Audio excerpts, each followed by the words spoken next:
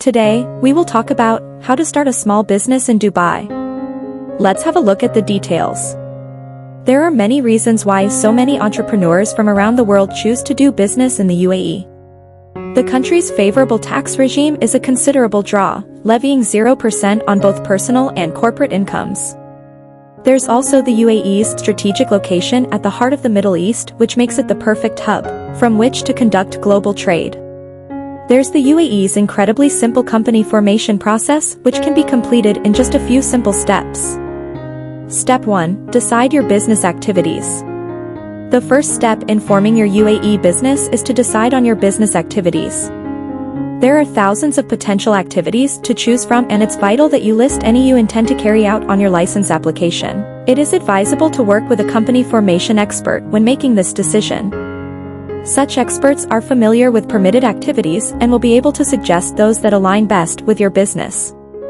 Step 2. Choose a company name.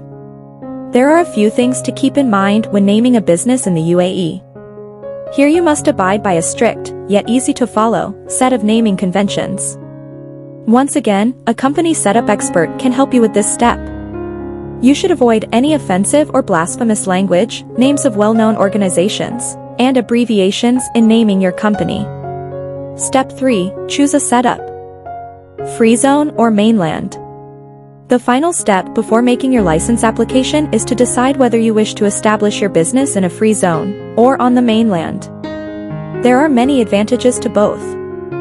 Free zones such as Fujairah Creative City offer benefits such as a quick and easy incorporation process, ongoing business support, and financial incentives such as tax exemptions and zero currency restrictions. Mainland business, on the other hand, allows you to trade directly with the UAE market and take on potentially lucrative government contracts. The setup that's right for you will depend on the nature of your business. If the cost of opening a small business in Dubai figures significantly in your decision-making process, worry not, as costs are comparable whether you opt for a free zone or mainland setup. Step 4. Applying for your business license. One of the most important requirements to start a small business is of course a business license. Obtaining a license for a small business is a simple process for both free zone and mainland companies. To ensure a smooth process, it is once again a good idea to instruct the services of a company formation specialist at this stage. Step 5. Documents required for a commercial license in Dubai.